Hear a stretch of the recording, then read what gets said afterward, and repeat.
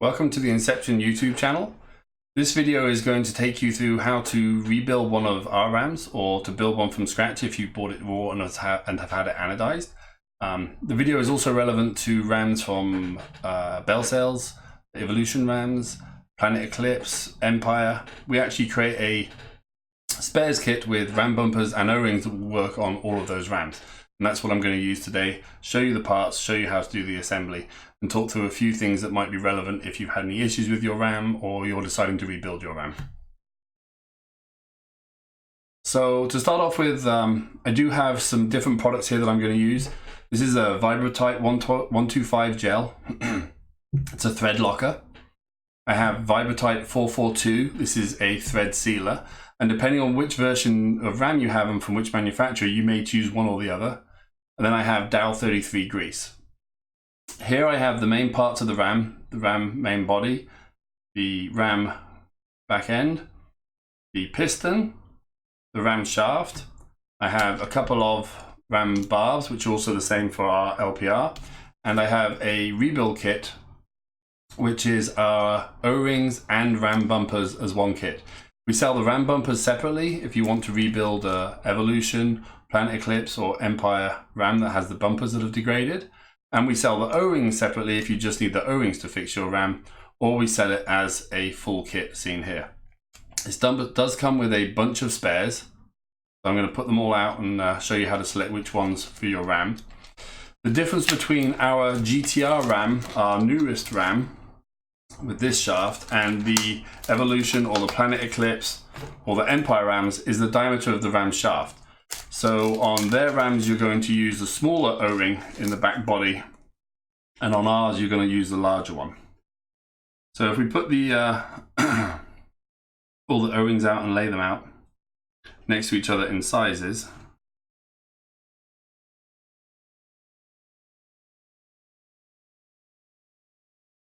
okay, you're going to find two very small ones, two slightly larger, then four, two more, and then the Ram bumpers.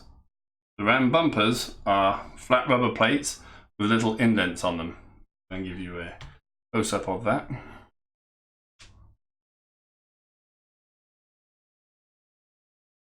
That's the Ram bumper. Now it doesn't matter which way around you install the Ram bumpers. I like to do it with the grooves to the outside so that they can take up any dirt that's in the Ram if necessary. Okay, so to start off with, this is the V2 piston head. And you can see that there's a pointed tip on one end and an open threaded hole on the other end. Now this is a new design, and it's intended so that there is no way gas can leak through between the piston head and the shaft when they're installed.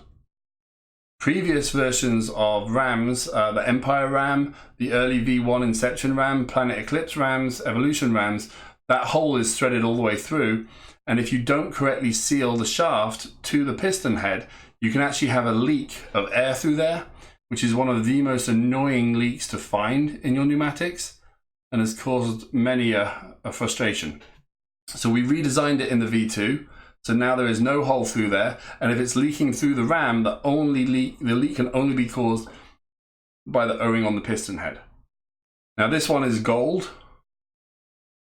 Typically in our production they are black. Okay, so if I'm using one of our piston heads and sealing it to the shaft, for instance if you bought one of our Rams, raw Rams, and you're doing a build, you're going to want to use a thread locker such as Vibratite 125, which we sell on our website. If you're using a piston head that is a hole all the way through and isn't sealed automatically, then you're going to want to use a thread sealer such as Vibratite 442, again available through our website. So today, because it's our new version 2 GTR-Ram, I'm just going to use thread locker to make sure that the piston head stays on there. And there's many different blue thread lockers you can use. I highly recommend this product though. Okay, so to start off with, I'm going to take a small amount of thread locker, put it on the shaft, piston shaft, on the small threaded end. And you only need a small amount. You want it just to be inside those threads, like so. And then that is going to screw into piston head up until it's flush. Now, if you had to remove the piston head or it's a little tight going on, I recommend a piece of rubber in some vice grip jaws to hold it so it won't spin, and then a slight tightening with the wrench just to make sure that is tight. All right, so that's nice and tight. And you can do the same thing if you have to remove it. Our Rams have these nice flats on there, which makes it super easy with a 4mm wrench to install the ram and to hold it tight when you're putting the piston head on there. Okay, so next up, I'm going to put the bumpers on. Grooves facing out.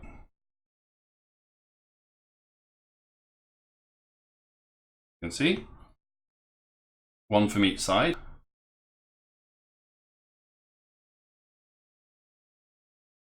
Okay, and then we're going to go to the O-rings. Now the O-rings that you have four of,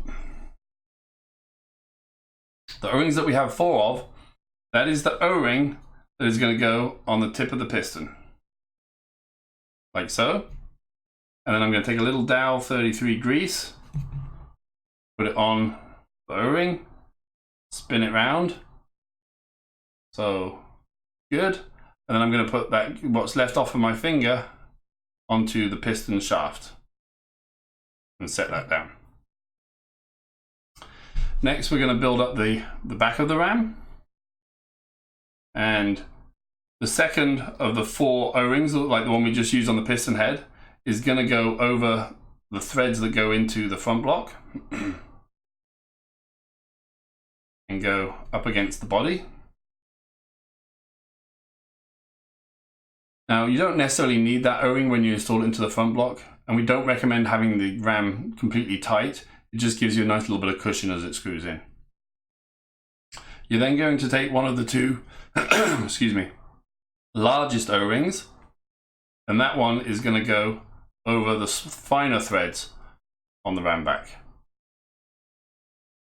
Now, inside here is a very important O-ring that's going to seal against the shaft of the piston. If it's a Empire ram or a Planet Eclipse ram or a Bell Sails ram, you're going to use one of the two smallest O-rings. The same with an Inception V1 ram.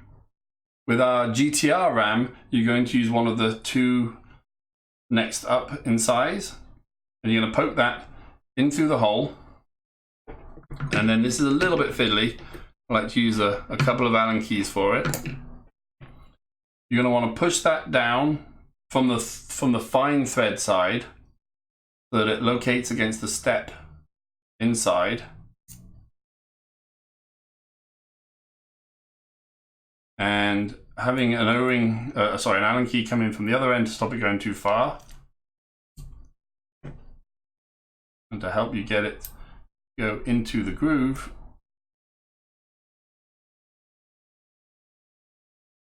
Definitely a little bit fiddly. It's hard to do it, so I show you on camera at the same time as getting it. But then it's going to seat down inside. See if I can show you that on a close-up. It is down inside there against that shoulder. Okay, and that's the one which would have caused a leak down along the shaft. If you need to get that back out, I recommend a pick or some pointed tweezers and go in and get that O-ring out. It can be a little bit fiddly. You want to make sure you don't scratch the inside of the ram back either. Okay, so that's all the O-rings on the back, and that's all the O-rings on the ram shaft. You're now going to take the ram shaft, push it through that O-ring, make sure it's moving nice and smoothly. A little bit of Dow 33 on both sides of the ram shaft that moves back and forth smoothly. And then you're going to screw it into the main body of the Ram. You can put a little grease on this O-ring. It's typically not completely necessary. Okay, my greasy fingerprints on it. And there's the ram shaft moving back and forth inside the Ram. Now we're going to take our 2 barbs. Now if you buy the Ram from us, or you buy the barbs from us, they will come with thread sealer. Oh, I get it. Thread sealer already on the threads, and you won't need to apply any more.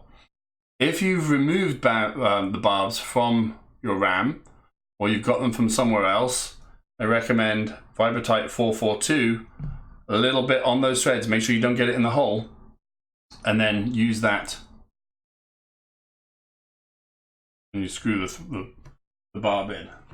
Now to screw the barbs in, you want a 1/4 inch nut driver, like so. You line the barb up, screw it in until it seats down snug. Don't over tighten it, you just want it to be a little bit snug. And the same second one. And there you go, you've rebuilt your Ram. One way to check that you've rebuilt it correctly, you should feel a little bit of friction as it moves, and you should put your finger over the hole, pull the shaft out, let it go, and it's going to snap back under vacuum. It won't work quite as well with vacuum on the second one because of the way the O-ring is set in the back, but you will still find some resistance. On the front hole, you cover the front one, it's going to fly back in. Okay, so that is your Ram rebuilt.